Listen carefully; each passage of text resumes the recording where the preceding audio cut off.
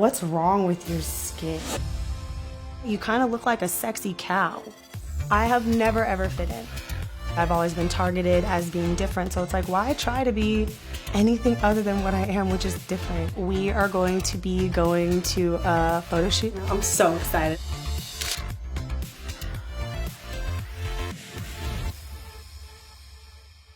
That'll be. That's creepy. That's creepy. That's disgusting. One of the first comments I ever got in public. So you're doing like a Michael Jackson thing? And I was like, I didn't even know that Michael Jackson had vitiligo. Eating your shoulder. There was this guy at Walmart who walked up to me. He was like, yeah, you kind of look like a sexy cow. And I was like, what? So I started developing vitiligo when I was 19 years old. I remember lifting up my arms like this, and I noticed here on my elbow there was just this circle like the size of a quarter.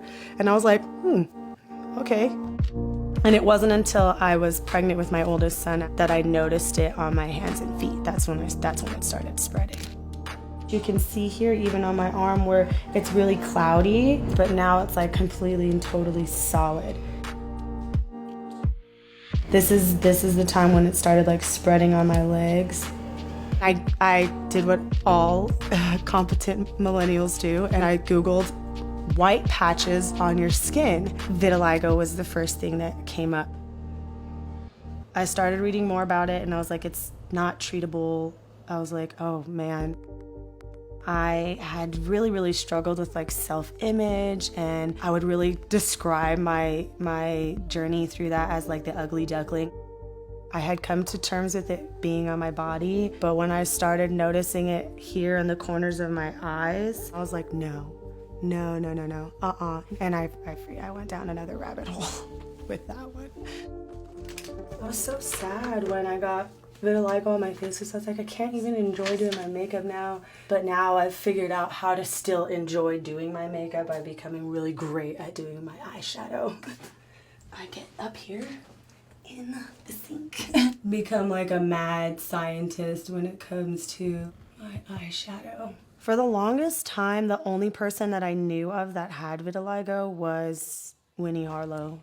I remember when I saw her, it totally shifted the way that I viewed my vitiligo because she was gorgeous. And I was like, I want to be like her.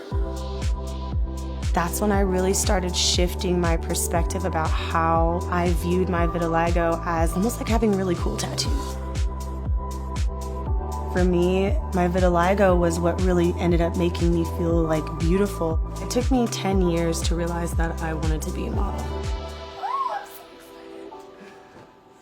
So this afternoon, we are going to be going to a photo shoot. The photographer that you're gonna meet today was the very first photographer who reached out to me because when I had started putting myself out there more and posting more selfies, I started getting noticed because the pattern on my face. That very first photo shoot, I realized that I loved modeling. I can't wait to see how the pictures come out. I'm so excited. I live for this. I literally live for this. I couldn't ever work a 9-to-5 anymore because of this. And I've gotten to this point with my vitiligo where I love it so much that I would never dream of covering it. Oh, my highlighter's gonna pop. On my face right now, it literally looks like a bird. It looks like a phoenix, and then it looks like there's just fire coming out on my forehead. So I'm always like, that's like the coolest thing, and it's like, why would I ever want to cover that up? Every time I see Bailey, I see growth. Like, I've never seen anyone that's driven. Her positivity just like spills over to whoever listens to her. I love this. Oh my God, I love this. I've been in several modeling campaigns lately, the biggest one being Target. I actually have people that are still like, hey, did I just see you on a Target commercial? Like, oh my gosh, was that you? I think people like Bailey should be represented in front of a camera, in movies, pictures, because it's beautiful. If I could just be a photographer for vitiligo, I swear I would. I'll drop everything else. For anyone out there dealing with a skin condition, sitting there thinking, I could never,